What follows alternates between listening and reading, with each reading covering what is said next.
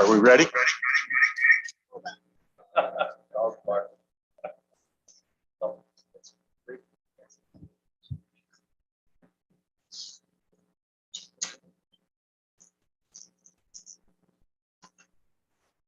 I'd like to call to order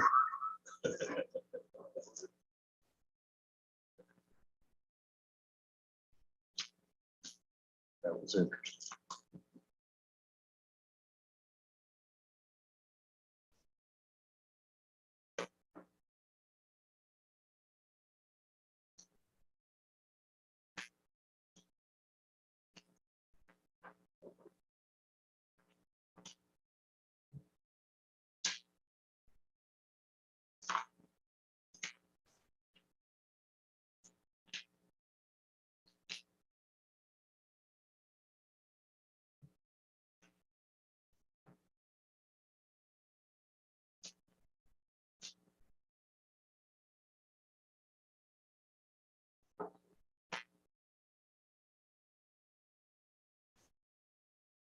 Tell me.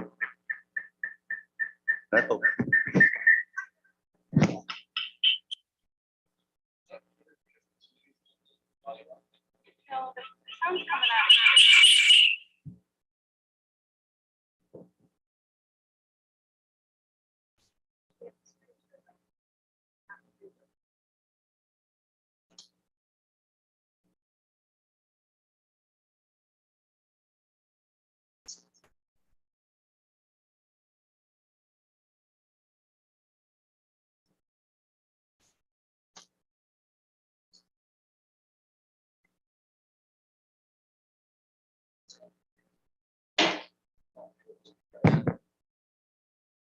Keep trying. There we go. Okay. I'd like to call to order the Thursday, March 3rd, 2022 meeting of the Lee County Zoning Board of Appeals. Would you call the roll, please? Here. Here.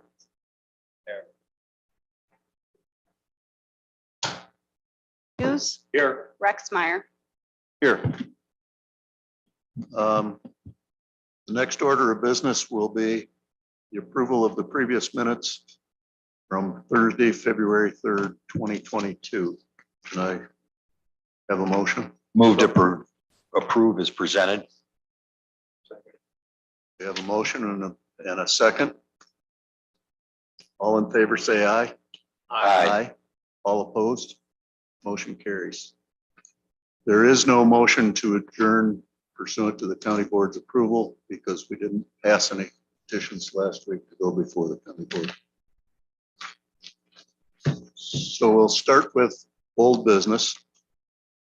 Old business, we're going to start with petition 21-P-1585, petitioner Gerald M. Zellhofer, permanent parcel number 13-21-01-101-007 in May Township, in permanent parcel number 2-15-36-300-007 in Amboy Township. Petitioner is requesting a special use for the purpose of a planned unit development. And I know that the petitioner is not here. You're going to need to swallow that.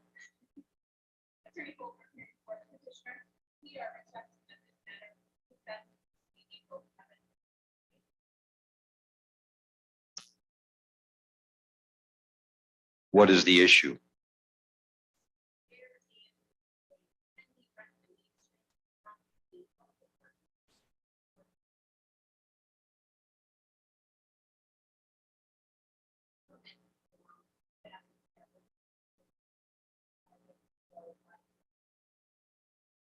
So there is some progress. It's just not a matter of not getting last month's request completed.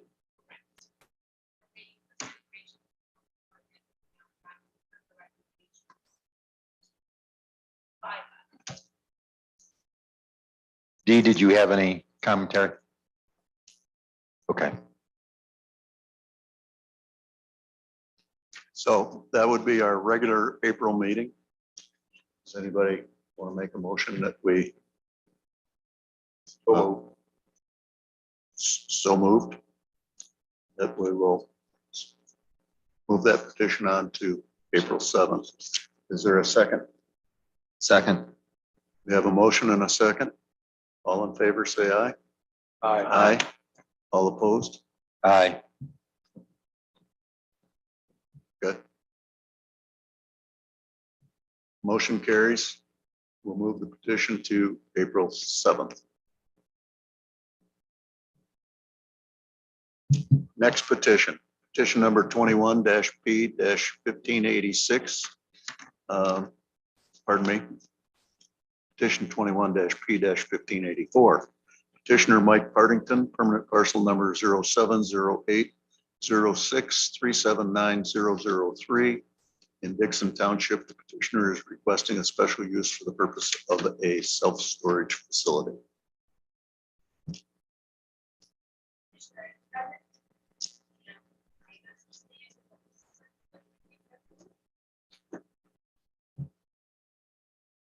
It's working. I think she's, oh, okay.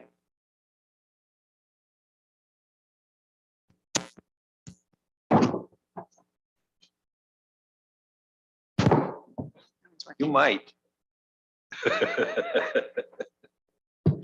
I think so. Mike, check Yours your, working? check yours again, Mike. Yeah, but check your mic. You tap. No, it's not working either. There you go. You solemnly swear or affirm under penalty of perjury that the testimony you're about to give should be the truth. Yes. I need your signature, your name printed, the date.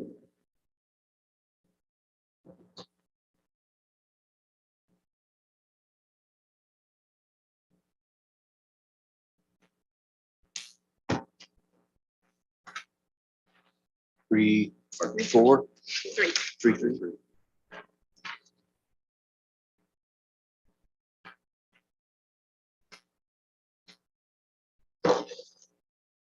Okay, thank you. To state your name. I am Michael Patrick Partington. And can you tell us a little bit about your project? Well, it's going to be a total of 43 units. Okay. When I looked at it to buy it, I just thought it would be a good building for that use. Just for the mere fact the building's already there and I already, I only have to partition it off. The first building is going to be climate control. And I do have written for the second building to be climate control, but what I'm doing is going to get the first building done, get it rented out and see how it goes. And see if I still want to do the second building climate control. And then of course, the 6th unit will be bigger units for boats and trailers and stuff like that. So, I'm hoping for the storage, the climate control to maybe get businesses that might need paperwork or, and possibly cut these units in half and get more units, but just going to kind of get the first building done and see how it goes, just, I might be missing something. I've just got 2 pages. I was thinking last month when we initially had it and then gave some of the documentation back, there was more to it than what we just got here. Is that just, that's all you've got for exhibits and at this point is just the 2 pages? Okay. Yeah, for you My memory guys. just may be failing me. I think that was it. Okay. I'm sorry, Mike, go It's ahead. okay. I guess that's about it. I can take any questions you might have. Partington, the first building then is going to be the large building. Right. If you're looking at it, it'd be from the street, it'd be the one on the left, correct? And it was heated probably before. Right, right. Was the second building also It heated? is. Yeah, actually, they're all heated. Even this building is heated. But, you know, I don't want to say to you guys that I'm going to have everything climate control because that could get costly. I want to kind of get this first one done and see how it's going to go. It's not going to be a big storage unit like you might see other places. It's just going to be me running it. So 43 units is kind of small for a storage unit. What are the size of, I mean, you've got a diagram here. What are the size of each of the units? I do have that. And I think these are 10 by 12s. When you're saying these, I'm sorry, on the left side, on the bigger building, the 22 units, okay. I believe. I should have, or I thought I had that written down. So I'm sure I do somewhere.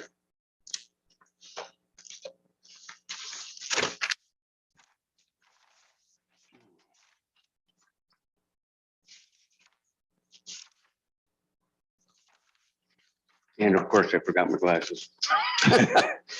Can you see what that says, please? 10. Well, I guess it's a 10 by 20, the one, I thought they were 10 by 12s. I made so many different scenarios. Durations? Yeah, I've got different ideas going for different things and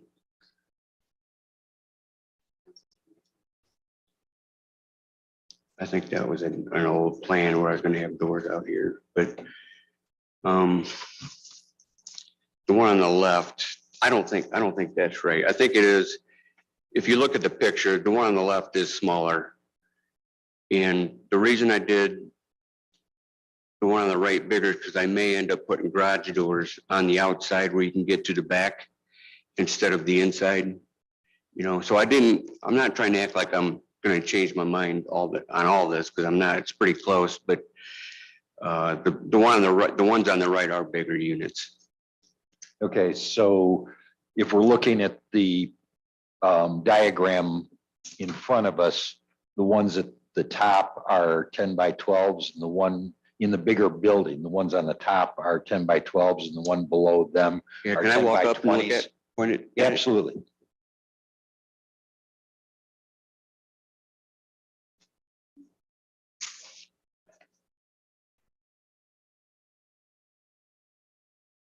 Have garage doors here, but your drive is, and I may end up, I may be prepared for that reason. Take that to that doors out here.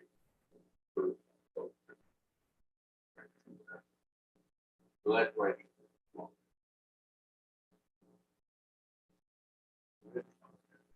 Yeah, I think it's like door and 12 wide. Door, yeah. Said 20. Okay.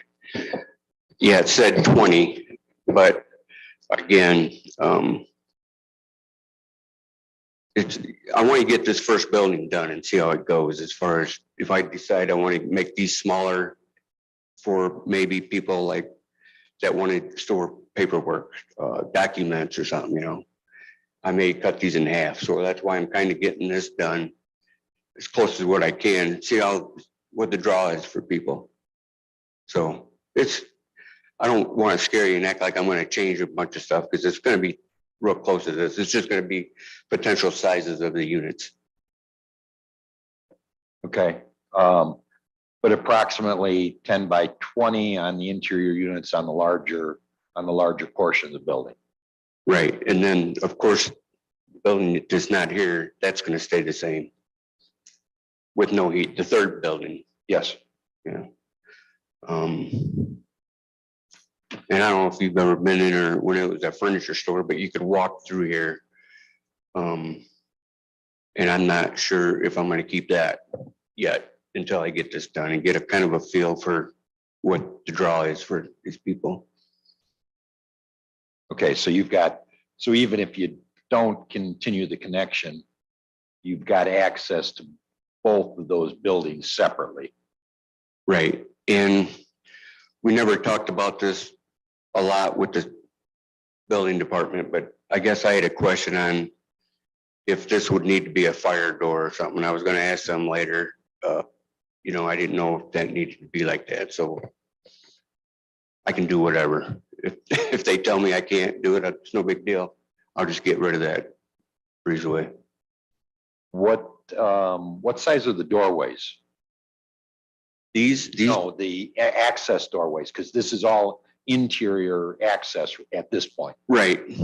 This is a 48-inch door, but yeah, so right now everybody's gonna have to have like a cart. So I'm gonna have carts right here to get everything back with maybe a GPS thing on it, so nobody steals it. So whoever gets these units, I'm gonna have a keypad or a card to get in on their own, you know. Okay. So there's no set hours of operation then? No, It's, of course, I'll be there in the beginning working on it, and I'll be there all the time, but it'll be my number. And I live maybe a half a mile from there, so I'm not gonna have a secretary or nothing. It's just gonna be me. but in terms of accessing the building, the buildings will be accessible 24 hours a day. Yeah, Because once you've got it rented out, those individuals will have key cards. Anybody that wants to rent a unit has to call you right, and you'll accommodate them. right.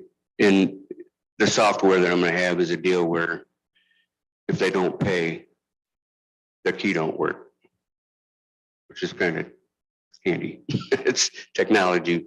Sometimes I don't like technology, but that is kind of nice. And I am putting a fence around the whole property, a chain link fence with a gate eventually. I mean, it's gonna be soon, but Around the whole property? yeah. And then there'll be a gate where you'll need another to get through there. So then you'll have to get into here with another one. You may have some outside storage. Yeah, I will. Not a lot, but you know, you can see in the back, there is room. I am gonna clean it up. I want to get rid of all the trees and shrubs and the old buildings that are no good. I'm gonna tear them down right away. So it'll be clean. It'll be a nice looking place. I'm not gonna have a bunch of stuff sitting around, you know. So in terms of the fencing, how close to the road are you taking the fencing? Well, the gate's gonna come in. Boy, I think, did I draw that up on there? Well, I didn't draw it up, but if you don't mind, I'll set this here and kind of point to it. So the gate. Yeah, there you go. Perfect. Thank you. When I drew this, it was just showing the blacktop, but I'm not sure. I think the fence is probably going to be here. You know, obviously it can't be clear out to here, but it'll kind of come in, you know, to where you park. You got room to park, in other words. Okay, and You know, when you talked about surrounding the whole property, you're addressing exactly the question that popped into my yeah, head. because I don't want people to, Prepare the access. for yeah, the- if they're hauling a trailer or something, I don't want them to be stuck in the road. You know, I want them to be able to, so the gate, it's going to be a fence, a gate, and then a fence. Just out of curiosity, because of the parking there and because potentially somebody might be coming with a trailer, would it be reasonable for you to have the fence tie into the side of the front corners of the buildings? I have considered that, and that's, Because then the parking is available and you don't right. I don't, impair the access from the road. right, and I have considered that, and that, you know, when I went to talk to everybody, I didn't iron that down and, you know, for what I wanted yet, because I want to make sure this is all going to go through, but then I'll get permits that I need for fencing with them. Okay, well, I bring this up because I think that potentially is a key question or issue here, because it's not the heaviest traveled street in Dixon, but it does have a fair amount of traffic going up and down that. And I would hate to see that access impeding Right, traffic, especially if somebody's coming in with a trailer behind them.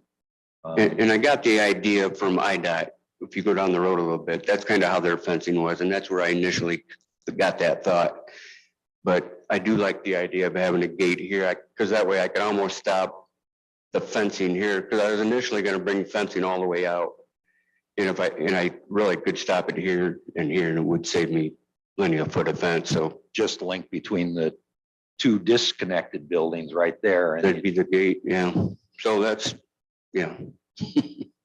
Mike, how far is it from your buildings there where the parking spaces are from there to the road? That you actually go like to where, yeah, to where your fingers at the flag. From here to here, Building, yeah. well, this is 24 foot, so this isn't gonna be real technical, but technically, I guess if I went, it's probably close to slightly over 50 foot.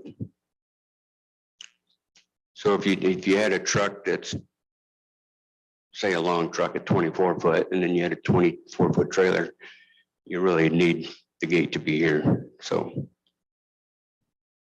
Yeah.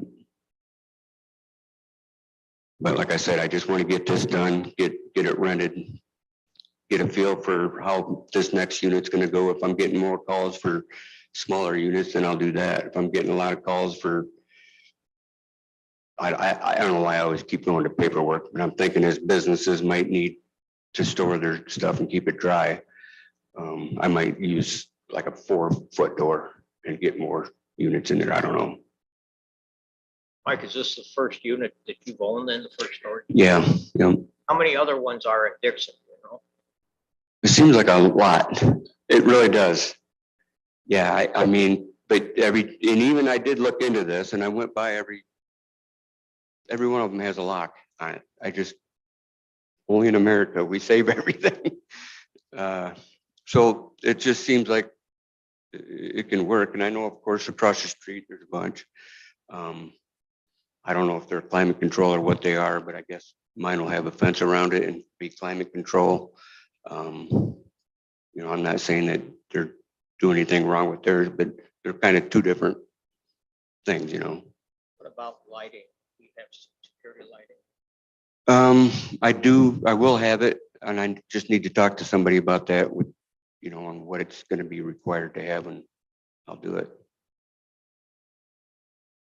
Even I have a rental property in town and I don't advertise. It's a lot of word of mouth, and I don't know that I'm gonna need a sign. Right now, I think eventually, you know, it'll just get full. I don't so much want a sign on the front with the telephone number yet. Maybe in time, but and the reason I say that is I know if I have a sign, it'll need to be having lit, you know. So I don't know. I'm going to try to get away with not a sign yet. With only being 40 something units in time, I think they'll fill up with just word of mouth. I've got like 36 units. Maybe I can get all my tenants for rental property. Maybe they can throw their stuff in there. I don't know. The front portion is already blacktop. Correct. Yeah. And this garage isn't in too bad a shape. There is a shed here that's about to fall down, so I am going to take that down. So I could technically rent this out right now if I wanted to somebody, you know, a couple trucks or cars. What's the building up to the top? The neighbors there. That's a trailer. They're both trailers, they're houses. And I'm not sure if anybody lives in this one. I know somebody does in this one, but they're just a residential trailer somebody lives in.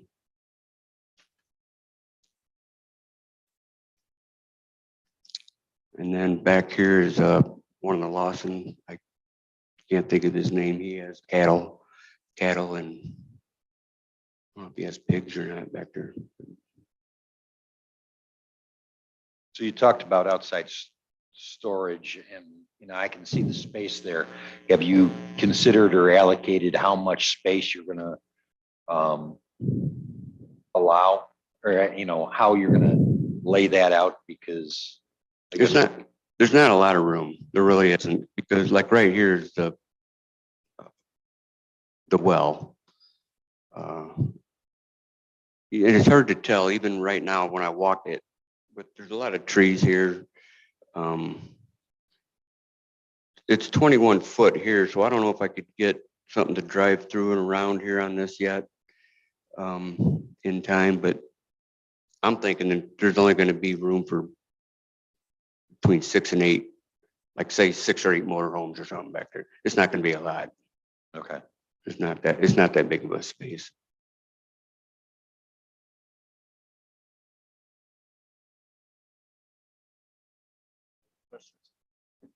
Any other questions? Actually got a fair amount, but I'm just trying to go through some of the stuff that we've already talked about.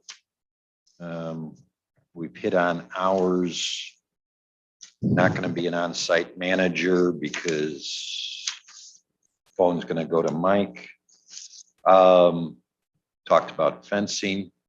What about cameras or alarm systems? I will have cameras. I don't know about alarms. I haven't thought about that yet. I guess. Will the cameras be restricted so that the visibility is on your property only? Well, the cameras will be on my property, but of course they're going to be able to see if. That's my question in Yeah. terms relative to outside privacy is the visual range of those cameras going to be limited to your property only? I guess it depends on what you can see past of that, you know. So if I have, say I have cameras here in this corner and it's going looking this way, it's going to show this house, of course. Is that what you mean? Yeah. I mean, I don't know. There is ways of blocking out like the pixels. You can take the pixels and it won't record that part of it. Or change the angle. Or change the angle, yeah. I mean, I could try to do that. That's not a problem. Like I have cameras at my property on First Street. And when the camera catches the road, all the cars going by, it sets a motion off where to give me an alert. So I took that off. So you just take the mouse and you click on a little squares and eventually it's all blocked out. So it's only going to catch somebody walking onto my property or driving in my parking lot. But so it won't record the road. Okay. You know, I could do stuff like that. But if I wanted to sit there and look at a camera and stare at it for 2 hours, I'm going to see stuff behind it unless you said like I'd change the angle. There's actually 4 cameras there now. And they do match the kind of system I have on my building that I'm familiar with. So, but it don't have the box for it. I would have to buy that if they work. I assume they work, but maybe they don't. Okay. What about, and this is particularly because of the indoor, well, it would be relevant even if you had outdoor access, but I think even more so with the indoor. What type of restrictions are you going to have on hazardous or flammable materials? Well, there's a code for that. I mean, it's going to tell me what I can and can't do, even with you guys, I think.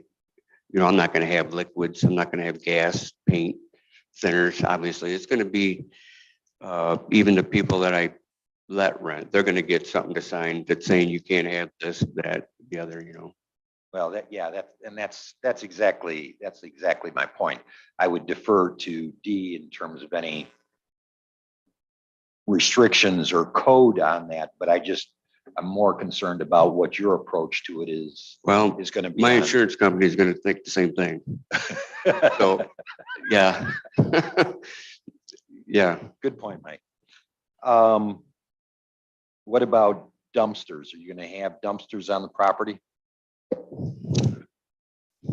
Great question. I don't think I would. I think if I did, I'll have to think about that. Maybe I should. Honestly, I haven't thought of it, but you're right. If I have that there, they're not going to leave stuff in my units when they leave and then I'm stuck with it. That's a good point. I'll have to, maybe I'll get it's another thing I can get a feel for. If I need And to I'm get one. only asking because a couple of the ones I've seen, some of them have them. And I think that's so that people aren't dumping their, Makes sense. And I wish I could answer your questions better. If Some I of them had have another some. unit yeah. in the past, if this wouldn't have been my first one, I could have answered a lot of these. You know, I've been renting apartments out for a long time. You can ask me a lot of questions and I can give you every answer on that, but this is kind of new to me. That's a good point. When you rent out a house or an apartment, do they have to have a deposit that they can't get back until the house is cleaned? Yeah, exactly. Yeah, so, yeah, it'll Probably be, have to do that all. right. Which, yeah, and Otherwise, You they're and- gonna leave it, even if there is a dumpster there, they're gonna leave it. Right, and you're gonna have to expect stuff like that to happen, I suppose. You know, you don't want it to, but people are people. what, and speaking of junk and stuff being left. What about exterminate? Are you gonna have a pest control process? Are you gonna keep it regularly checked? For sure, yeah, I use PCC, I'm sure you're familiar with them in town. Yep. Yeah, I use them for everything, so, yeah. Yeah, I have to have something like that for sure, with it being indoor climate control, you know, I don't want critters in there eating up their good paperwork or whatever they're storing. It could be antiques, I don't know, you know, and an old oak chest from 1775 needs to have, you know, so it ain't warping and twisting and cracking, stuff like that. Talking about stuff abandoned by tenants. What type of, I assume you're gonna have some sort of policy in terms of the amount of time that they can leave something in there, particularly after the term of a lease expires.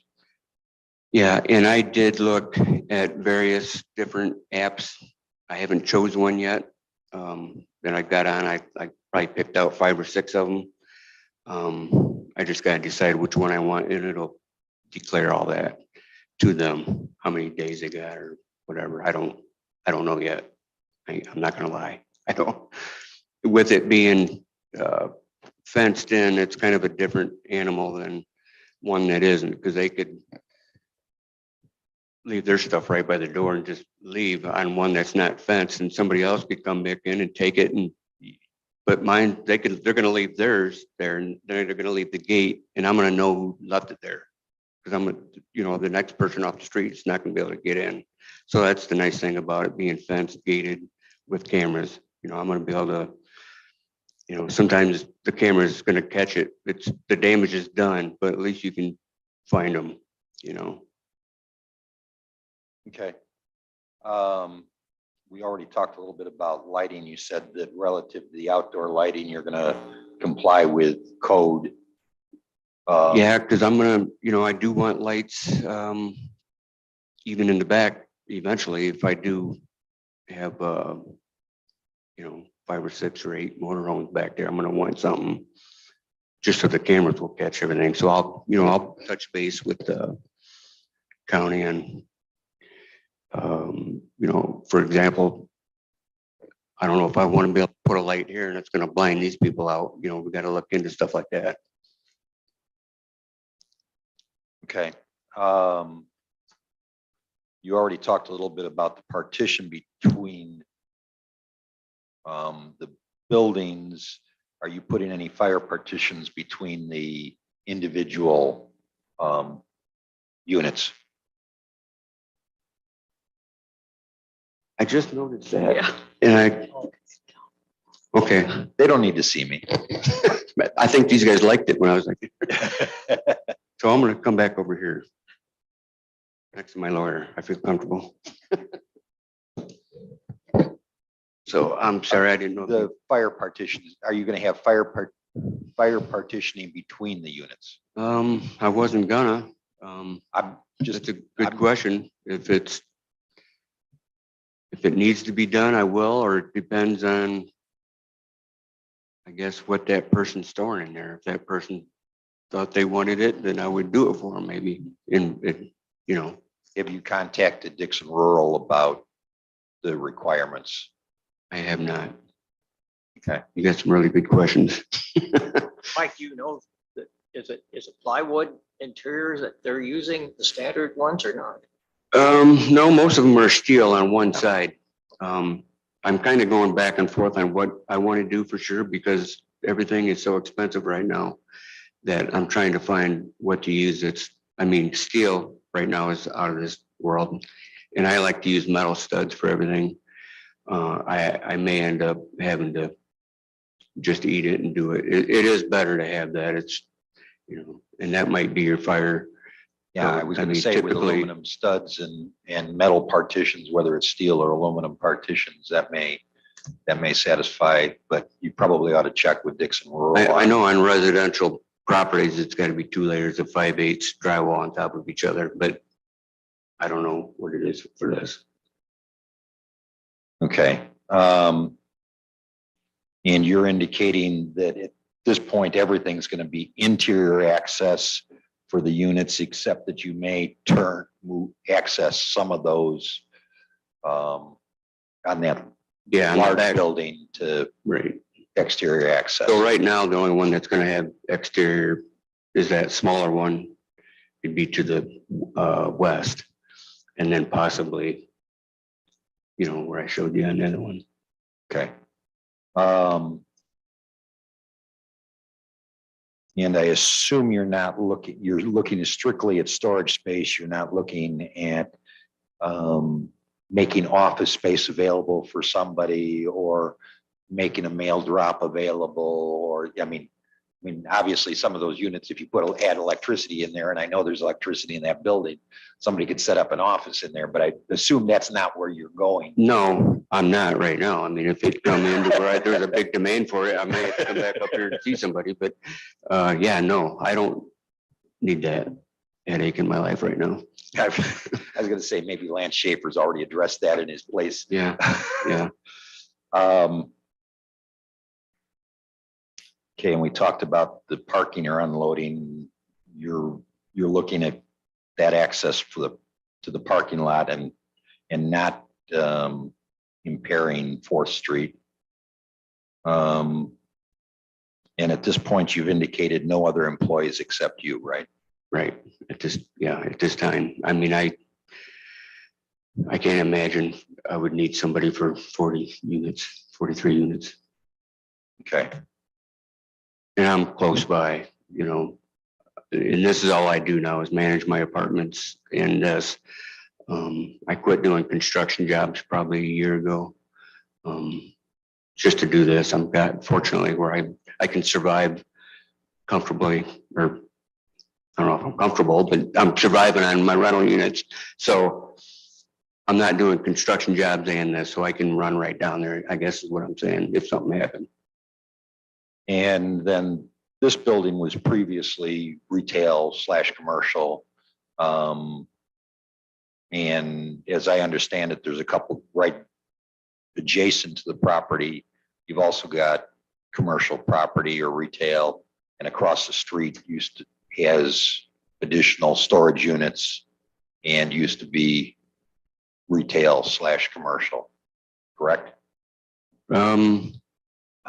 Well, His Auction City and all industrial. I wasn't worried about the zoning in particular, but in terms of the usage of it. Yeah, I don't know if you consider auction house retail or not. I don't either, but that's what Yeah. it was. And then it has the storage facilities there, right?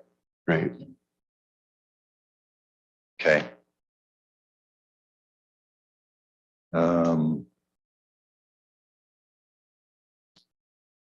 Think, no, probably the only other one, just because we end up dealing with water runoff and that type of stuff. Is that building guttered? There's finished plywood on the walls. It's all insulated. And the ceiling is done with plywood or OSB or steel. I can't remember, but pretty nice in But there. at the overhang, are there gutters on the roof gutters? Oh, the gutters, I'm not sure if there's gutters. That's- Is there any reason to believe that there would be an issue with runoff on that building? Obviously, the front has asphalt. The backside's predominantly gravel, and you've got trees and brush on the two. Yeah, if I were to blacktop the whole entire thing, it could potentially be, and even then, I don't think it would be. The problem would be more for me is that behind my property, it's a pretty good hill. I mean, it's probably a 15 or 20 degree hill there. So all that water could potentially come to me, and I don't think there's ever been a problem. But there's trees back there, of course. Once you get trees and stuff like that, that holds a lot of the ground together. So if I take them out, I don't know if it's ever gonna wash that away or not. But the city or the engineer could tell me more, I guess. Okay, but at this point, you don't see a water runoff issue relative to the property, and there's nothing in terms of the slope of the property or the porous nature of the soil. No, I don't think so. I think if I were to ever, like I said, blacktop it or concrete it, I'd have to come up here and decide, maybe I would need drain here or drain there or something, you know, and I would talk to the county engineer on that, I suppose. But I don't see that happening right away. Okay. I've been the only one mostly asking questions, so I think I'm done with mine. Anybody else on the board have questions at the moment? Mike, if you talked about climate control then, would that be heated then, is what you're talking about? Yeah, right, yep. Okay, what type of heat would you use in the building like that? Well, right now it's got the modine in the corner Okay. and I'm not sure if there's two. I should know these questions like this, but I'm not going all the way up to the ceiling. So that I may end up putting another one in the front. So it's just, you know, Yes. that should cover it, I believe. And I may talk to a heating and cooling guy to make sure that that's going to be sufficient in case I need to get like a main trunk line and actually put an actual furnace in. I have kind of looked into different ideas, but I wanted to make sure this is all going to fly here before I, you know, dug into it too much. To advertise a climate controlled or heated building, roughly, have you talked to anybody, what temperature do they maintain in those? Great question. I'm thinking 60, 65 is, I don't know. I'm not gonna lie. I really don't know the answer to that. That's what I didn't Yeah, mean- it's, The other point that following up on some of Glenn's, I just heard yesterday, I've read whatever the legislator in Chicago was introducing a bill dealing directly with this issue of tenants' rights and all this type of thing. Some of it related to people leaving to go into service and then having abandoned warehouse things, you know, and how you handle all that. So I'm just going to mention that to you to keep an eye out to see if this stuff, I can't remember if it was in the Dixon paper where I saw it, but it was in depth and I hadn't ever heard of any legislation on this for years as far as dealing with this rental type thing. But so that's in the news right now. so you're saying if it's specifically a serviceman, if they left it, I would have, Remember, the bill's covering a lot of circumstances. all right, I will definitely look into that. Yeah. Any other questions from the board? Just one more. Okay. You're just outside city limits. And the city has some jurisdiction or say on what's within, what is it, a mile and a half of city limits? Have you had any contact with the city, or have you got, what's been the response from the city on this? Well, the initial response is what kind of prolonged this, and I don't blame them. They wanted storage units to be under commercial versus industrial. So the city they didn't have a problem with me. They did decline it only for the mere fact that they wanted it to come in here and you guys be in the county to I don't know if I should be saying this or not. This is probably something a lawyer should be saying, but they Go ahead, wanted to let's pass turn it into on. to her. commercial. If I could, it's my understanding the city has submitted now a recommendation in favor of the project. He had been working with the city to garner their approval. It's my understanding they've submitted an approval letter. Okay, that was part of my clarification because I knew we had a holdup because of the inconsistency between the city and the county. So that's where my question was going. Anything else? No, it's, appreciate your time. I wish I had more answers Wait a minute. for some things. Anybody in the audience want to speak on this issue? You want to come forward and you'll get sworn in also?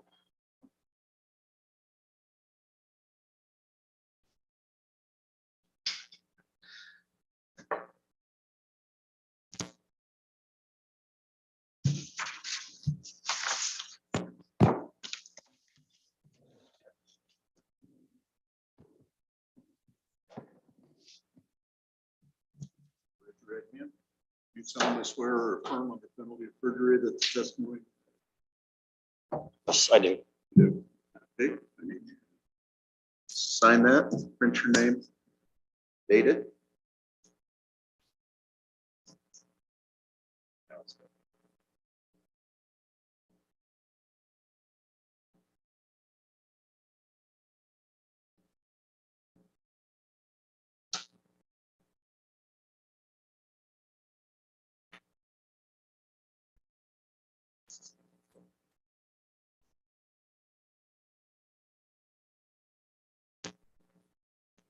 State your name to the board. My name is Andrew Hollingsworth. I am a family member of the owner of the property of that building. I know everything about that building as far as I used to work there. And any of the questions that you've asked tonight to this gentleman, some of the answers weren't correct as far as he didn't know. So I can answer those questions. And I just want to talk about his layout plan. First thing I'd ask you is, since I'm not going to try and go through the questions and figure out which ones you did or didn't, but could you update us on a couple of the ones that where he was unsure, but you know of what the answers to the questions we asked? One is the gutters. The gutters, the building does have gutters. Even the warehouse in the top picture, that also has gutters. And downspouts, the water does run from the corner cap of that building. Can I go over there and stand in front of it? Please.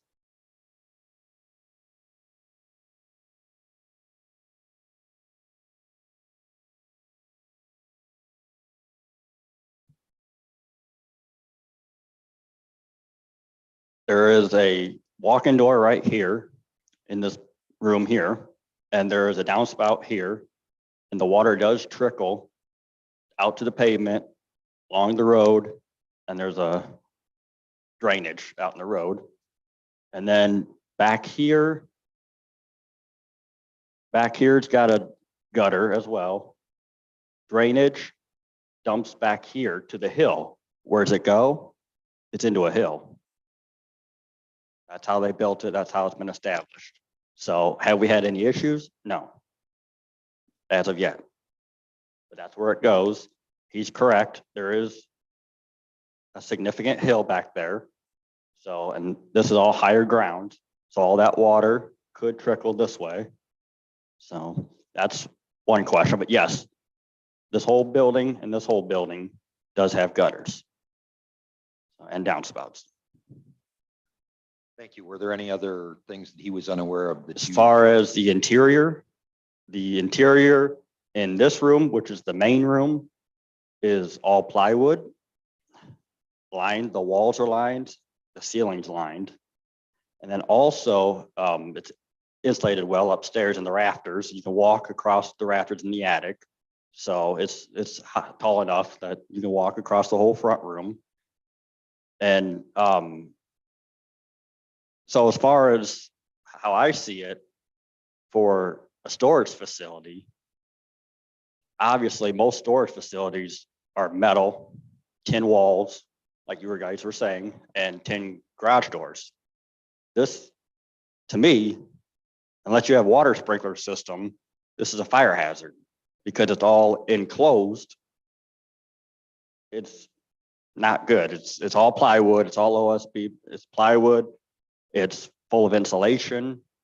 Yes, he's going to make divider walls, but your outline platform, your skeleton of the building is lined with burnable materials. So if one corner goes, per se, who knows? And now you got 43 clientele that you have to deal with. So that's one thing. This room does have a furnace, does have ductwork in the middle that goes along this way, just blows either way. This room here has a drop ceiling heater, more, he said the brand, I forget the name, but yes, drop ceiling furnace. And then this one doesn't have any heat. So, and it's running off of natural gas. So there is a furnace in there. We have not used it. So therefore, I don't know if it works. And it was set up for propane on that building. We used to have a tank back here, but then propane started rising. We were, as a furniture store, this was our warehouse to assemble furniture from boxes. So we were out there assembling, and it got to the point where it was getting too costly for the propane to heat that building. And that building's insulated as well. So we decided to just call Thompson or Burkhardt at the time and remove the propane tank that we rented from them. And we haven't used the furnace since. It is there and it does have ductwork, but we haven't used it. Mike, have you talked to your insurance company about this building yet then, since you said there's so much wood in it? Also, as the front parking lot, truck, trailer connection, when we were moving furniture out of here on a daily basis, we have a big box truck at the time. We would back the truck up in front of these parking stalls to the door, walk the furniture out of the building, and just the length of our truck alone took 3/4 of that blacktop. So I don't know how you're gonna have a box truck plus a trailer hooked to that box truck, or a regular van or pickup truck with a trailer by chance hooked to it. And the whole fencing, that's not a good idea because of the high flow traffic. There's about 2,500 vehicles per day that go out West 4th Street to Rock Falls, Nelson, Woodland Shores area. It's not the heaviest in Dixon, we all are aware, but it does have a lot of high flow traffic. So that's not a good situation there. We don't want that outcome. Are there any other topics you want to talk about?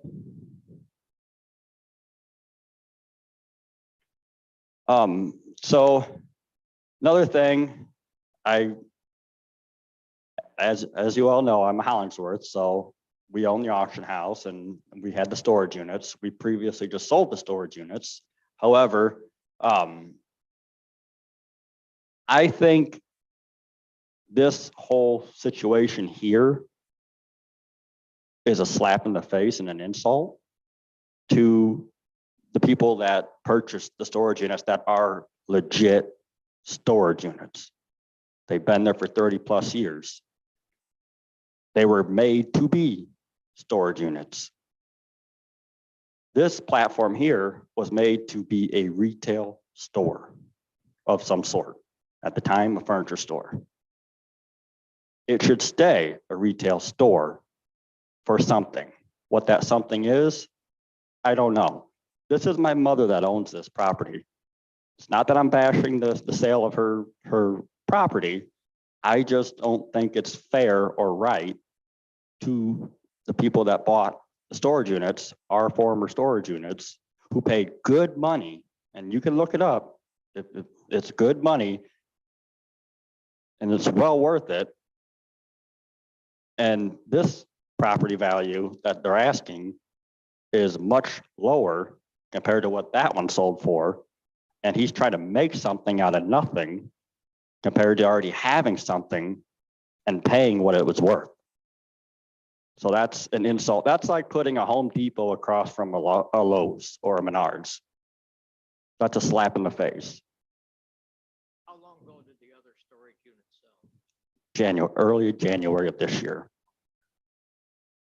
It was just recently sold. How full are they? The storage units, there's 123 storage units over there. And they were at between 90 to 95 occupancy at the time of us selling it. Are any of those storage units across the road climate controlled? No, sir. Okay. No power, no heat or AC. And this building also has no air conditioning. I don't know if you guys were aware of that. That was another thing I thought about when that topic came up. This just has a furnace, no AC.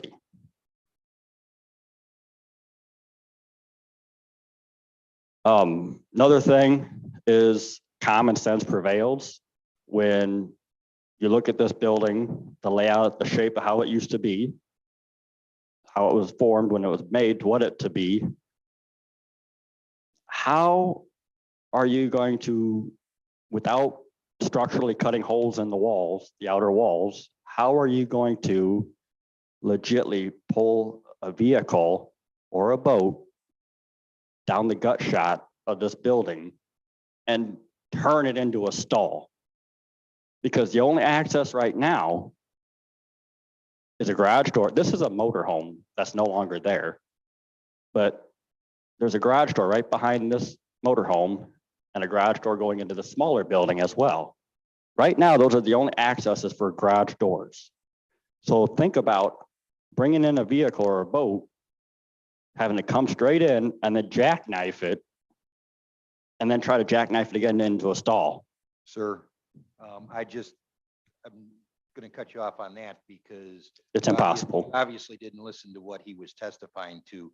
He's not looking at moving things in there. He's looking at. He having said carts. paperwork or, He's looking at having carts at the doorway so that people can move stuff to their units. carts, So- but he also said vehicles, possibly boats, possibly some That was- campers. That was for the open storage.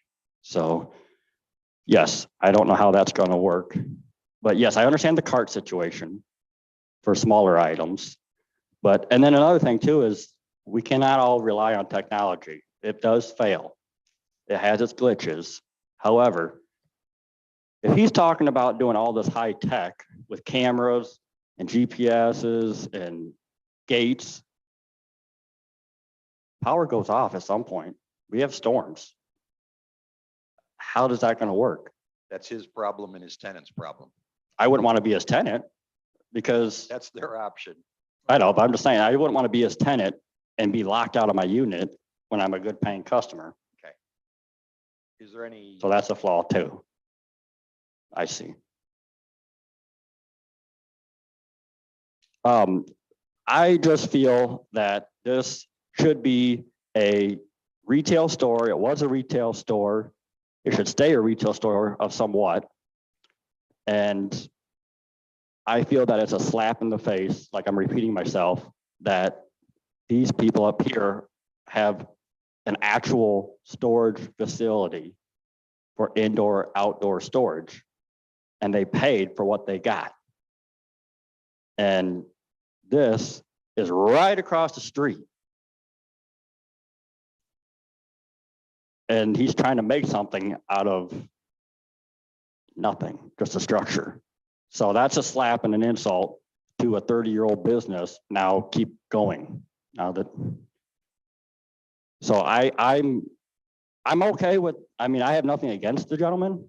I have nothing against him at all, as far as if If he wants to buy the property, that's fine. That's okay. But I just don't see it being a storage facility. We already have storage facility in that neighborhood, and we already have enough storage facilities across the county. And we already, and plus, if you're doing indoor, outdoor, this is one RV. How many more RVs can you fit back here? Because there's already tree line, there's already some outbuildings, there's a well right there. So, and we already have properties nearby, auto mechanics that have liens on titles because people owe money, vehicles sitting around, indoor, outdoor storage. We already have stuff like that in the neighborhood already. We don't necessarily need another one.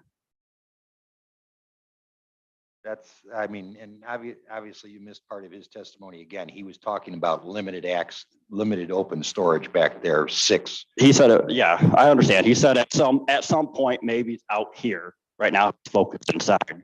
Yeah. And the other thing is, I guess that's his option and his money, as to whether he's willing to take the risk. So not trying to piss you off or anything, or I have nothing against you, as I don't even know you. So, and that is my mother's building. So it's not a diss to her or anything. I'm not trying to piss anybody off. I just feel that that is disrespectful to have a storage facility in the same neighborhood, right across the street from another one. Technically speaking, a lot of times when, for example, the best place for a quarry is next to another quarry. The next place is the best place to put a, Swallow it. what's that? I got to talk in it? Okay. The best place to put a mobile home park is next to a mobile home park. So having combinations of storage units does not fit with that portion of the thing, because you try to put zoning together and keep businesses, alike businesses together.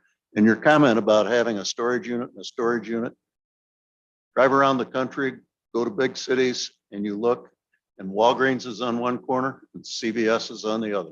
I totally understand and I agree with you with that on bigger cities, but we are not a big city. It doesn't make any difference, but that's the way it works. So anyway, That's just an insult to those people there. thank you for your opinion. Okay, thank you. Any more questions? Topics you guys want to talk about the building? That I can answer because I'm the family owner of it, so I have the inside answers. No, I think we're fine. Okay, thank you.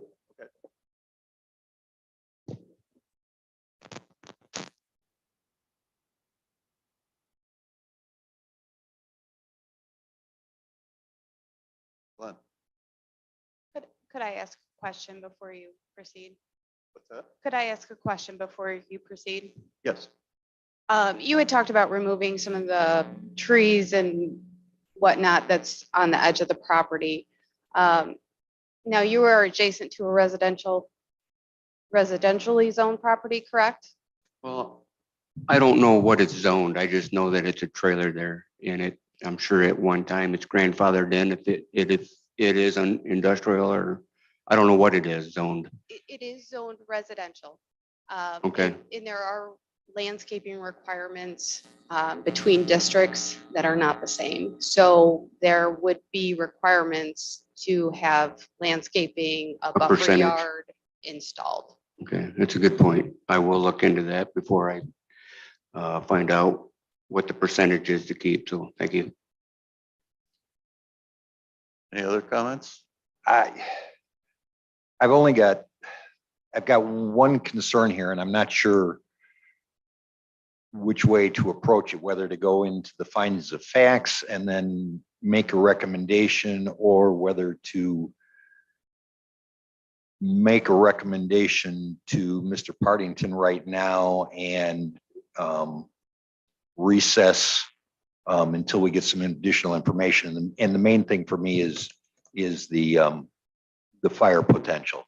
And you've already indicated that you have not been in contact with Dixon Rural.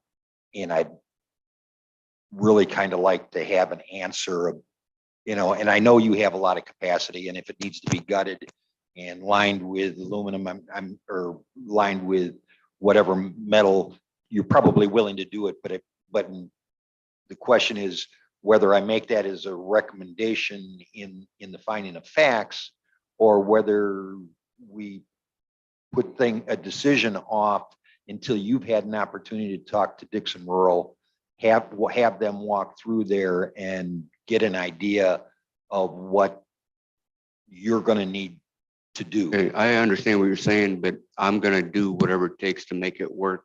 So if this did get approved today, and I don't know which way it goes, if the zoning, if the county has something written in their zoning that, because it's all plywood, that I need to have sprinkler system, I'll have to look and see if that's cheaper to do that, or if it's cheaper to put steel in. But either way, it's not going to be a deal killer for me to, I can do that. I'm going to do all the work myself. I've been doing construction my whole life, so that's not the problem. No, and I know your background, Michael. So I'm not concerned about whether or not you have the ability to do the work. And among our finding of facts is the effect of proposed use upon public health, public safety, and or general welfare. That's kind of one of those things where I have some concerns because I don't know that we can adequately answer that. Well, I guess it's not going to be retail. It's not going to be, you're not going to live in it. You're going to be coming and going. So I don't know I don't know what the code would be for having that. Personally, I don't think it's an issue. I think you have to look at the code, and then I think the other thing is the main one you have to check with is your insurance company as to what they would want. Yeah, well, but even before that, the insurance company definitely, but talking to Dixon Rural and making sure what the parameters are there, or that you've got an answer for us as to what the requirements are going to be in that. Charlie, have you got a preference as to whether we make this recommendation to him, or that we put it as an item in the finding of facts? I'm more comfortable making the recommendation to him, but I'm going to ask Dee a question. Dee? If we approve this,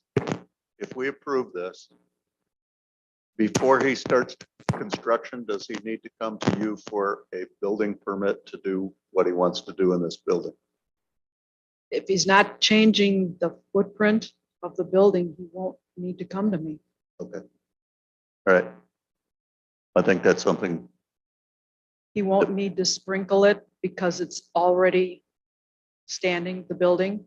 If it was a new construction, a commercial construction, he'd have to have it sprinkled, but he doesn't have to. I like your idea. Dixon. Having said that, because of the fact that if we made the recommendation to approve, that he doesn't have to come back to you. And I know based on Mike's repeated comment that he's looking to comply with the code, but I would prefer to have the comfort level and knowing that in the finding of facts, that we can address that issue, whatever it happens to be, or the recommendations from his insurance company. And again, my preference being Dixon Rural, I would prefer to have that going in rather than making the approval and then just hoping everything gets. And again, I will do whatever you ask me to do, to a point. If it's going to be so expensive, I'm going to have to just store my own stuff in there. But I have been in storage units where there is plywood all the way around. Yeah, and I'm not saying whether that's a good or a bad thing. I'm just saying that my concern from a public safety standpoint, not only for that building in general, because that impacts our firefighters, but also for the tenants that you would have in there who are also a part of that public. I would like to be able to answer that part of the finding of facts with a little bit more comfort level. You know, as far as I'm concerned, you've addressed most of the issues and the questions. That's a key one, I think, relative to this building that I'd want to have taken care of. Glenn? Maybe we put those contingencies into the special use since it is a special use. We're not sure what we need to put in yet. Good point, Craig. But, well, I'm just saying that you would like to have him go to the rural fire department, have them give a recommendation and let us, that recommendation be followed from them. If that's what you want.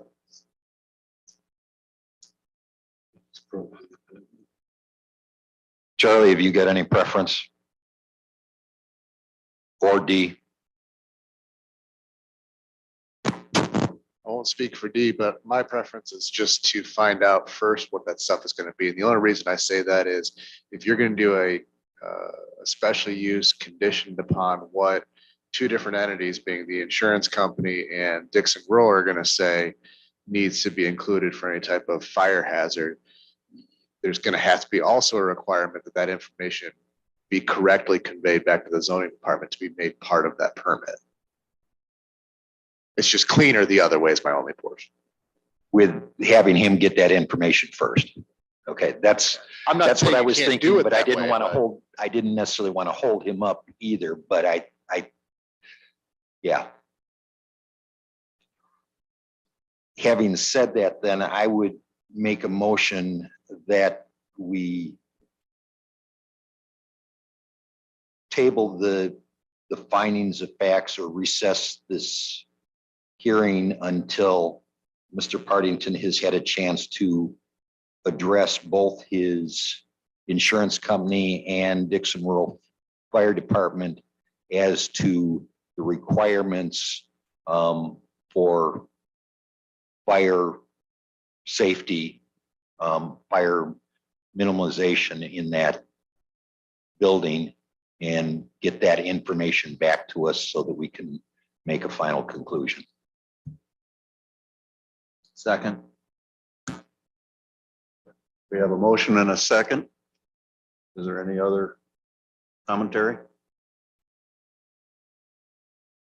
So if we recess this till our next meeting in April, is that what you want to do? With that, I think that would be adequate time, 1 month.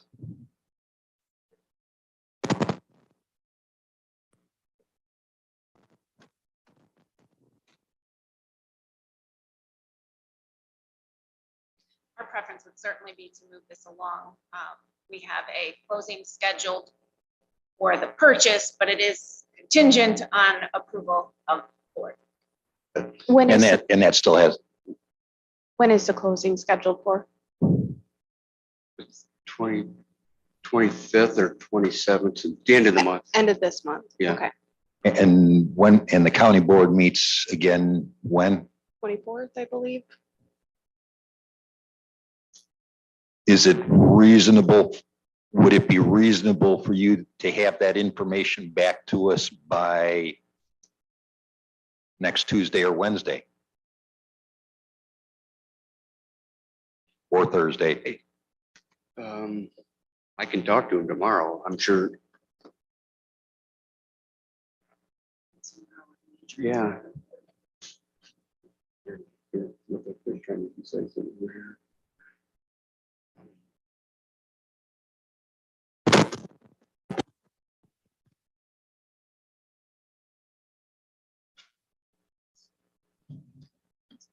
Right. Yeah, we could do that too. Well, Or as yeah. a preview to one of those. Yes, okay.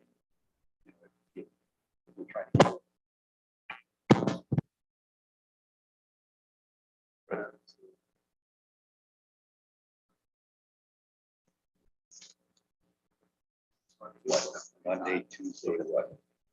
Monday's the 14th, Tuesday's the 15th. How many days ahead do we have to do where we are?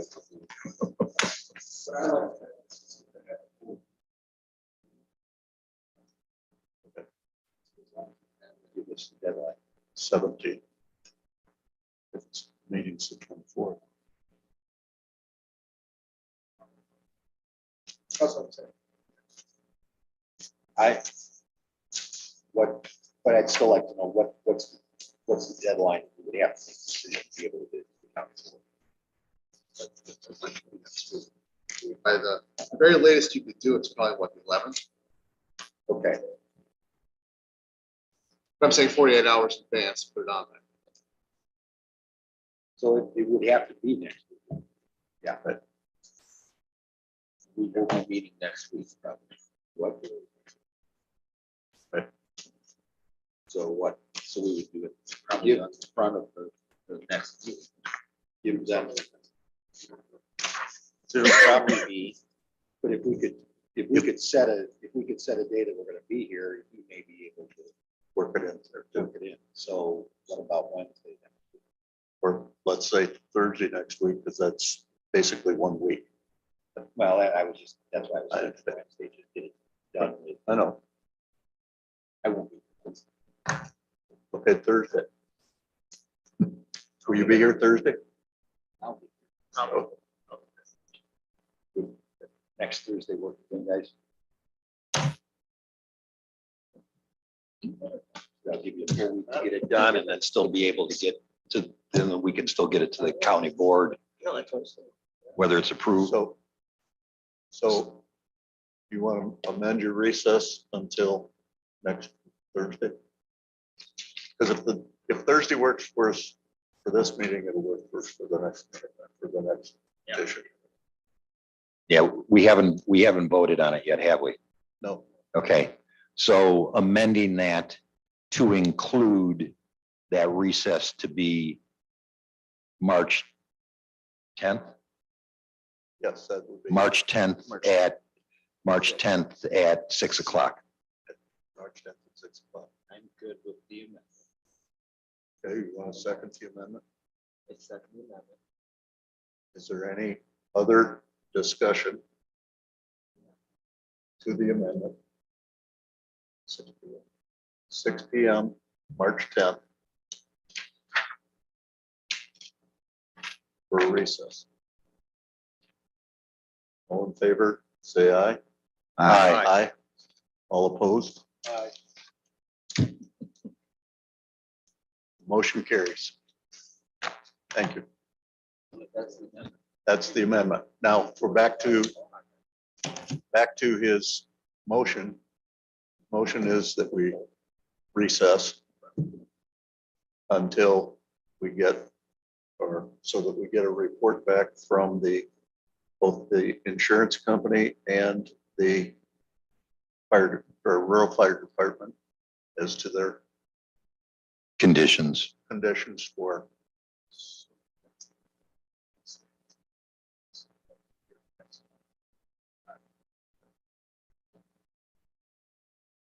okay, so you want us to go to the 9th? That's Wednesday. I know that's not gonna work. Yeah, for before other people. Okay, all right. You want to re-amend the amendment to the 9th?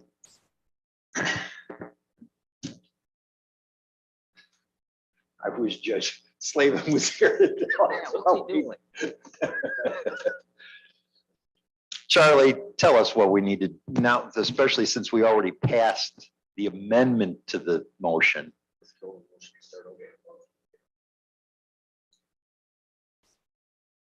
Well, we table and recess, yeah. Table the decision and recess the finding of the hearing until. But then we amended to provide the specific date. We gave the And date then you of the gave 10th. us, then you gave us updated information. Now our motion has the wrong date. Yes, No, just the amendment. yeah, just the amendment to the motion. We passed the amendment for the change of time to the 10th at 6 PM. Now we need to change that again, now to the 9th. I'm talking. Okay, Okay,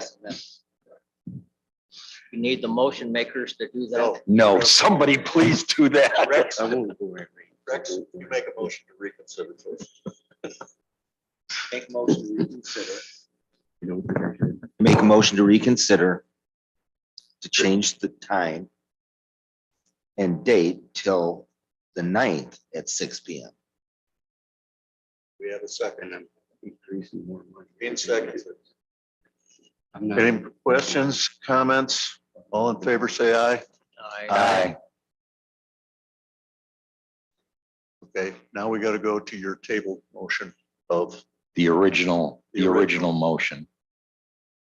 And that's been motioned and seconded, been amended, so can we just call the vote on that? okay. And that is that we will reconsider when we get the report from the result of the rural fire department, potentially the insurance company as to recommendations for, their recommendations for fire control. Any other comments or questions on that? So the petitioners, this date of the 9th will be good for you. Mr. Partington is actually going to be on vacation next week, but he will get me the recommendations. Mr. Hollingsworth is about to get his wish. I So- am beside myself right now because every time I come back here, I'm not sure if I gotta pay the county $600, plus I gotta pay my attorney again to show up. So I have no problem filing with the contingency and being done with this project. He can buy it and do what he wants with it. So seriously, I think I was gonna sleep on it tonight and wake up and think about it, but when his mom gets mad that I walked away for it, will understand why.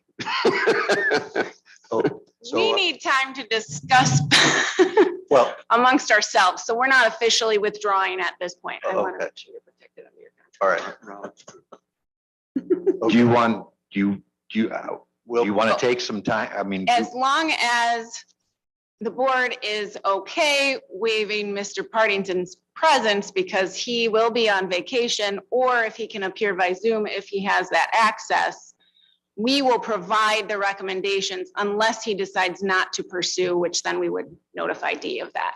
Okay, that's fine. so, Good luck. so with that, we need to vote on that recommendation for the 9th, for the moving forward. All in favor, say aye. Aye. All opposed. Motion carries. Thank you. Thank you. Sorry, Mike. All right, I understand both sides of it, but we've already prolonged once from the last meeting and it's good government for you. It's, no, I get it.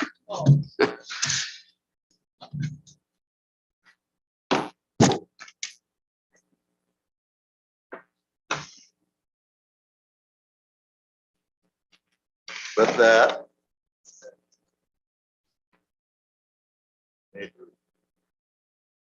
Mr. Slavin, or are we going to take a break? I think taking a break. So we We'll quick recess and come back in 10 minutes. So at 25 of.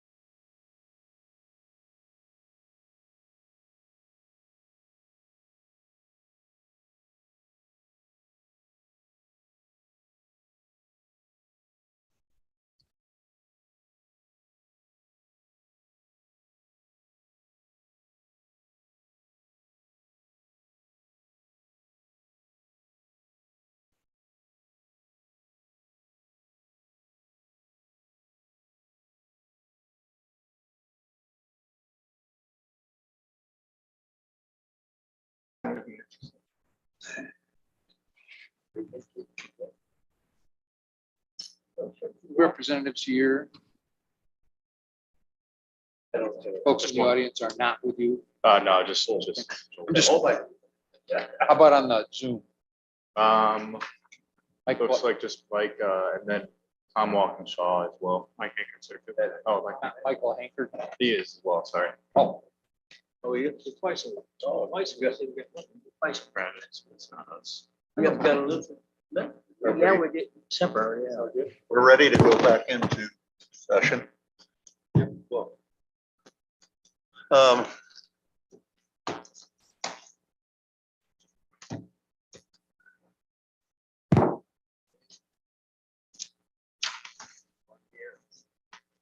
New business for tonight. Petition number 21-P-1586, petitioner Invenergy Hydrogen LLC, permanent parcel number 15-07-29-300-007 in Nelson Township. Petitioner is requesting a special use for the purpose of a 540 kilowatt solar energy system to supply electricity to a co-located hydrogen generation facility. So before we begin, the actual public hearing is to Invenergy Hydrogen LLC petition for special use, to construct and operate the solar system.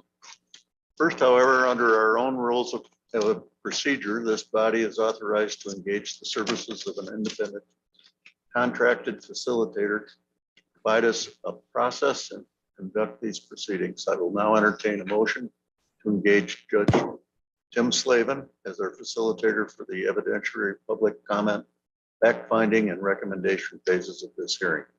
Do we have a motion? Second. We have a motion and a second. All in favor? Aye. All opposed? I now turn conduct of the hearing over to our facilitator. well, thank you very much, Mr. Chairman.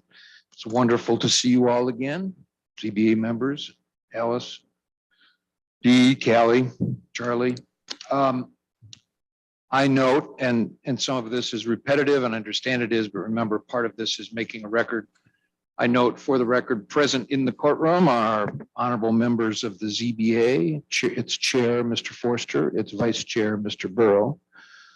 Mr. Bothy is present, Mr. Hughes is present, Mr. Pratt is present by Zoom, Mr. Meyer is present in the courtroom, Ms. Duffy is here, Ms. Hinkle is here.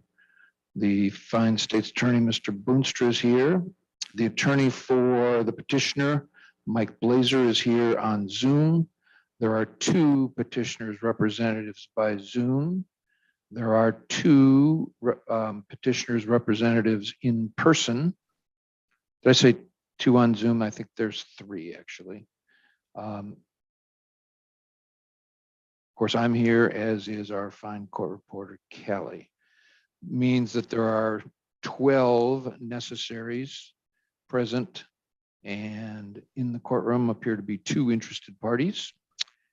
There are 4 people on Zoom, Mr. Pratt, and 3 of the petitioner's representatives.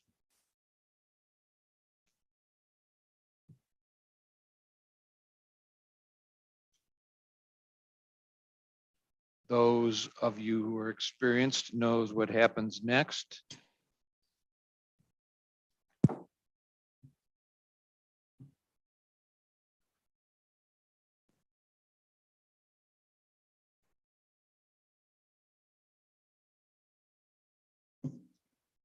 My name is Tim Slavin. I'm a retired circuit judge engaged as an independent contractor to what is called facilitate this hearing.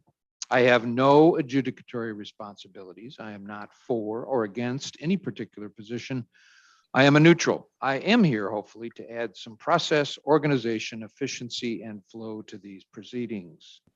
This is Sauk Valley Hydrogen LLC's petition, Lee County number 21P1586, for a special use permit to develop a proposed solar energy system. The acronym, as we all know, SES, in Nelson Township here in Lee County. As shown by certificates of publication, Notice of this hearing was published in the Sauk Valley News on February 11th, 2022. Mailed notices to adjoining property owners within 1,000 feet of the proposed project were also sent by USPS first class delivery. First of all, hoping you understand, a notable portion of what remains of tonight's Zoning Board of Appeals session will probably be taken up by organizational matters as we set some ground rules, do some preliminary scheduling, and quite frankly, work through any technical or practical protocols for what is going on. Initially, as opposed to the last almost 2 years of hearings, there are no longer any COVID-related masking or social distance requirements. That does not mean any of us should not be sensitive to possible risks to our friends, neighbors, and fellow attendees.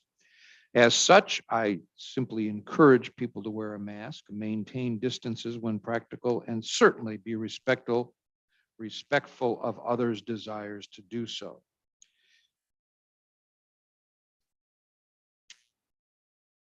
I hope this makes everyone feel medically comfortable. If not, one can also participate from another remote location on the Zoom platform, or while not being able to participate, one can watch and listen on YouTube.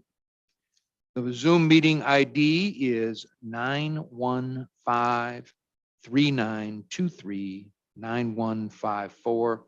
And the password, as it's been for a year, is 209840. That meeting ID and password will remain the same throughout this hearing.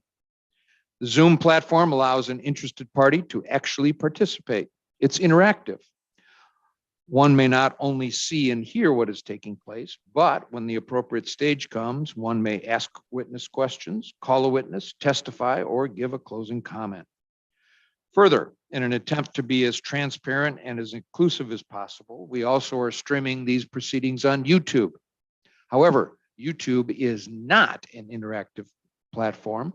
On it, one can only watch and hear what is being said during the hearing, but not participate in it. As to YouTube, on your computer or cell phone, use your browser, go to www.youtube.com. In the search bar, type Lee County IL, short for Illinois IL, Zoning Board of Appeals. There's no need to be concerned with upper or lowercase letters. That should bring up a list of Lee County ZBA YouTubes. Input or select the date. Of course, today is March 3rd, and voila, you should be seeing us here in the hearing room.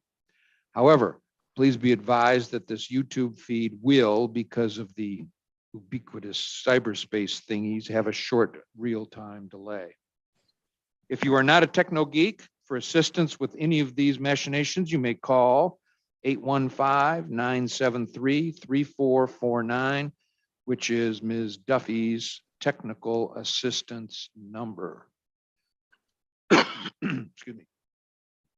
Now for a bit more substance. As I've alluded, there are two groupings of attendees as this Zoning Board of Appeals hearing moves forward.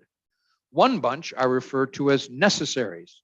These are people who must, as a practical matter, attend this hearing.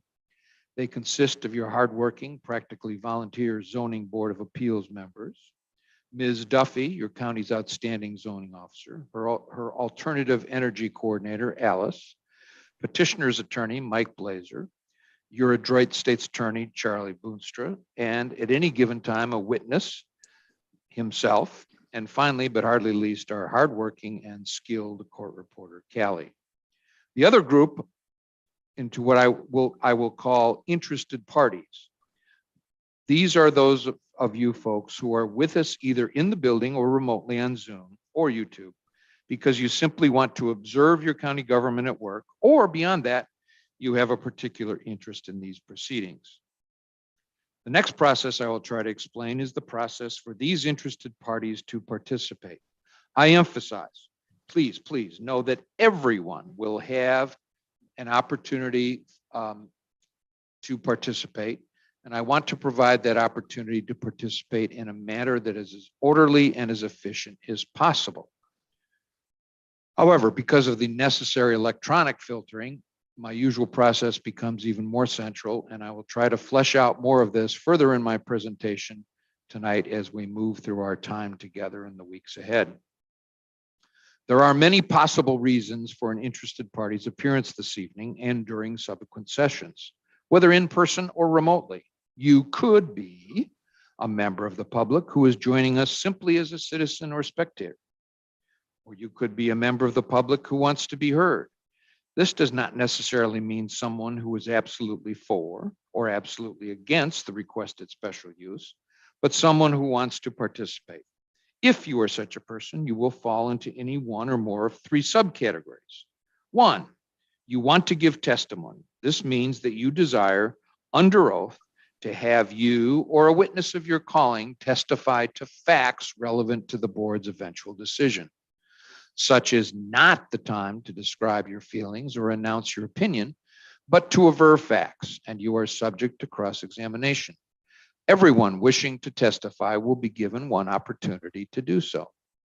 Second, you are here because you want to be able to cross-examine a witness, but please, that is just the time to ask questions of a particular witness, not to argue with him or her.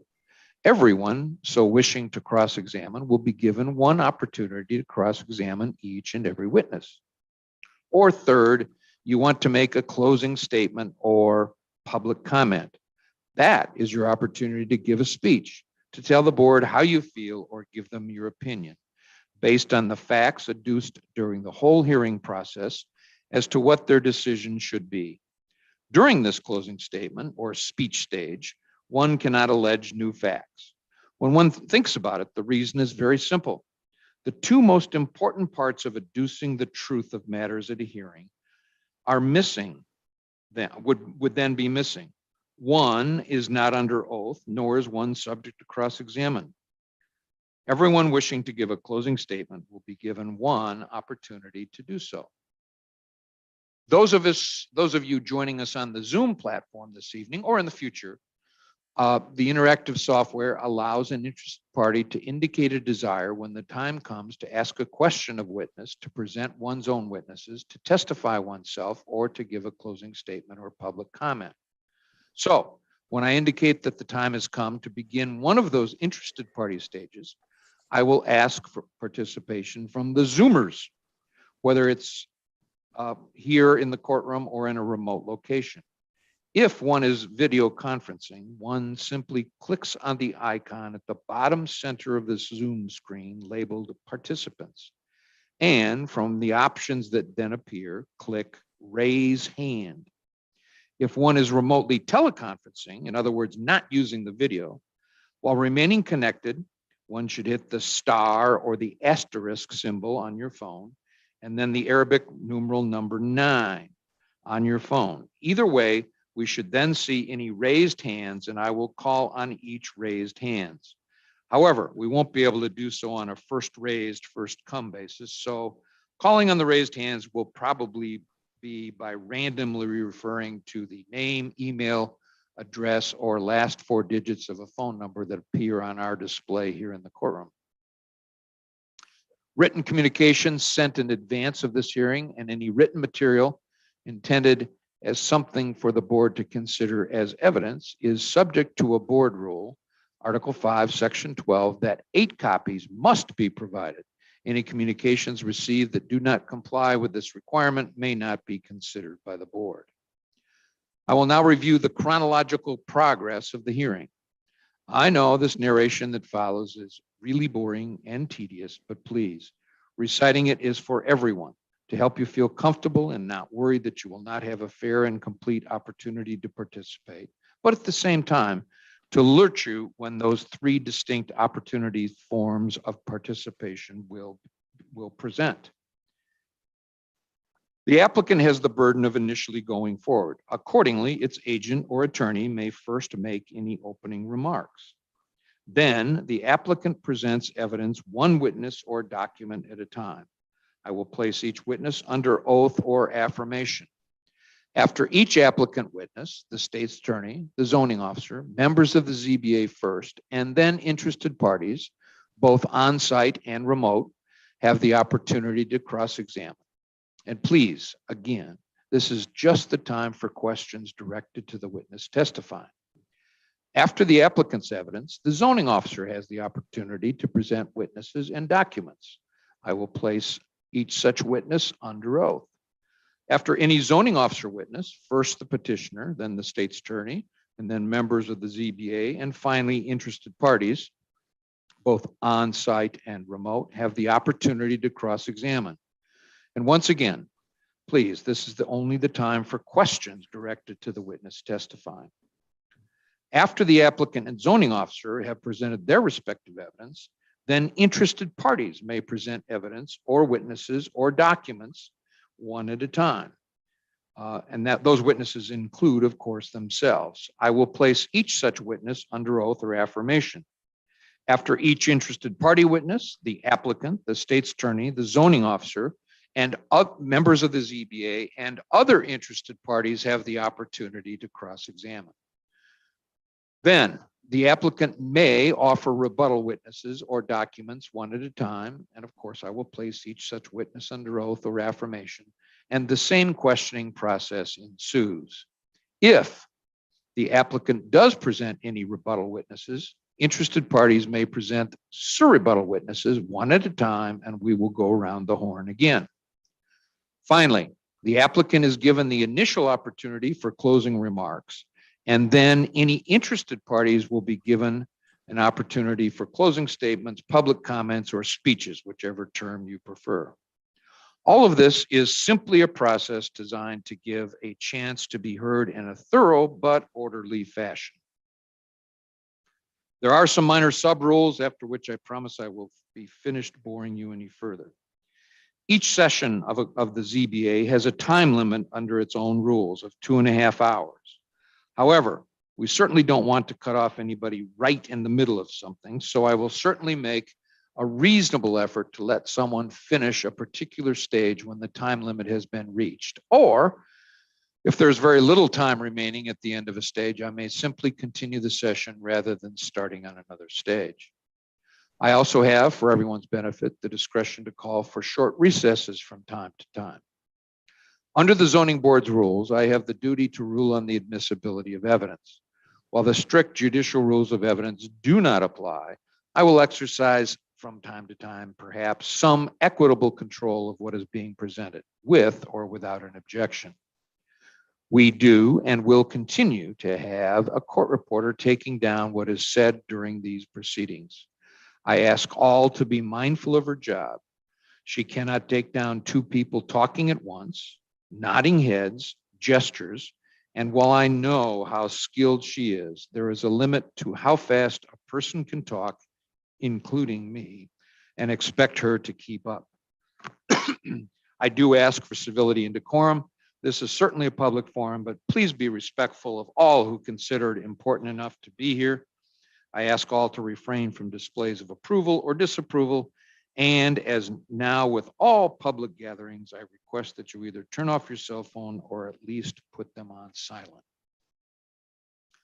Lastly, your zoning board of appeals members, these fine, hardworking, and practically volunteer gentlemen, act as finders of fact, much akin to a jury in a courtroom. In that role, their decisions during the last stage of the proceedings, findings of fact and recommendations, are based on the sworn testimony, admitted exhibits, and closing statements they received during the hearing process. These gentlemen are your friends, your neighbors, and fellow citizens of Lee County. So please appreciate and respect their role as we move through the days ahead. I ask you not to put them in a compromised position by lobbying them or having extra hearing conversations or correspondence until the entire hearing, including their decision, has been completed. In fact, they have been asked to avoid these appearances of impropriety by politely telling an interested party something like, quote, "I'm sorry, but I'm not allowed to discuss the matter until the ZBA's work of findings of fact and making recommendations is completed." Thank you for your kind understanding in all of these regards.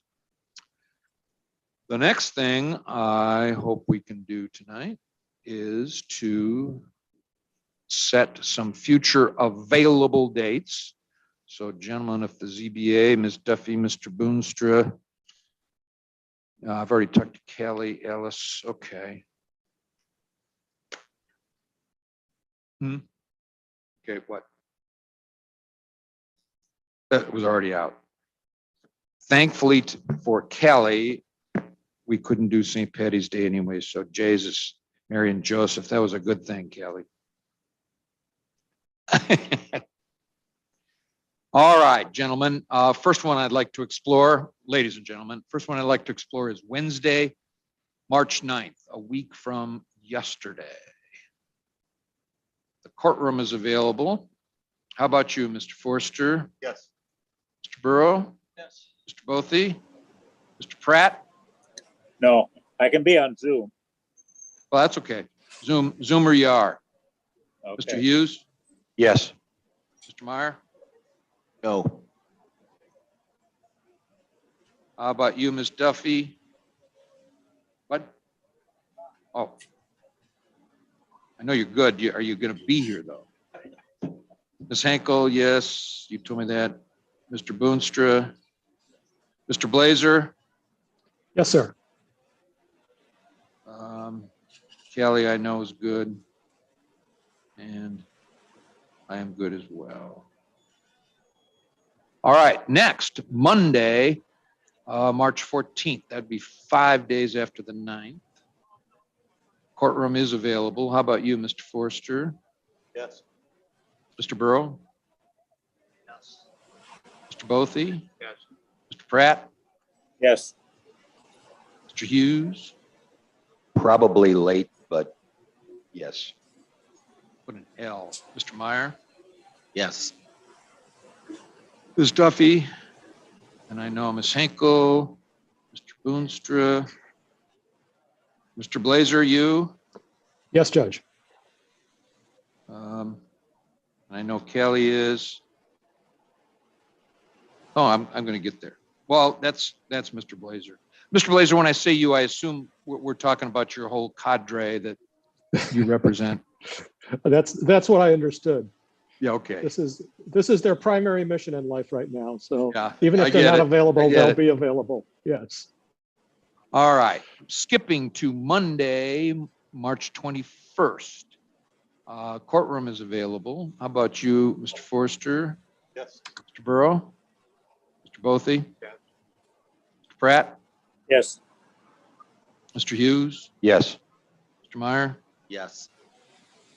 I know Ms. Duffy is, I know Ms. Hinkle is, I know Mr. Boonstra is. How about you, Mr. Blazer? You and yours, Mr. Blazer? I and the team. Yes, sir. I know Kelly is, and I know myself is. Okay, we're going to include one more. I hope 4 will do it easily. Wednesday, March 30th. That's 9 days after the last one. Courtroom is available. How about you, Mr. Forster? Yes. Mr. Burrow? Yes. Mr. Bothy? Mr. Pratt? Yes. Mr. Hughes? No. Mr. Meyer? Yes.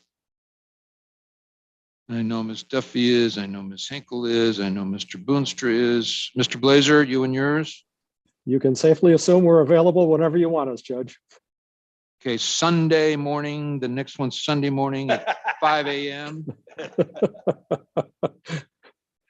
And you can't be in Florida, you got to be here personally. I know. Now you gave away Kelly's- my secret. Okay. I know Kelly's available and I'm present. For those of you wondering why we skipped some days, there were 1, 2, 3, 4, 5, 6 days that were available that, not available. There were 6 days that I contemplated as possibilities, but there were 1 or more necessary parties who were unavailable. So to recap, available dates are Wednesday, March 9th, Monday, March 14th, Monday, March 21st, Wednesday, March 30th. And I certainly think that will do it. There's now only a half an hour left in the zoning board session. I really, really do not want to start a witness and have him stop in the middle. It's a lot fresher to begin. The petitioner's production of evidence on Wednesday night, the 9th. 6 o'clock, still okay with you, gents, everybody, Miss Duffy? Okay. 6 o'clock, March 9th, here, 3rd floor, Old Lee County Courthouse courtroom. Hey, thanks, everybody. Judge Slavin, one Yes. quick question. Sure. The 6 o'clock start for next Wednesday, is that assuming the item that was before us doesn't proceed forward that date? Because I think they set that date for him as I guess well. I wasn't in the courtroom, so I don't know when that, Oh, okay. Do that on the 9th. okay. 6 o'clock. He's just supposed to bring us some evidence and then we'll do our. Okay, fine. So you are going to do it the 9th? But it should be minutes rather than, Yes. All right. Well, We'll be, you know what, Judge, we'll be prepared to proceed at 6, one way or the other. we may not do it at all because he was going to make a decision on what he was doing. But we need to do it so that we can get it done for the county board meeting. Because he's got a closing on the property. Yes. you mean the March County Board meeting? Yeah, Yeah. Okay. so hopefully it's only about a half an hour. That's fine. We'll assume 6 o'clock. Yeah, we got to get Just- through at least one witness on that night, so. Yep. Okay, very good, everybody. Travel safely and we'll see you on the 9th. Presumably, Thank you all. hopefully 6 o'clock.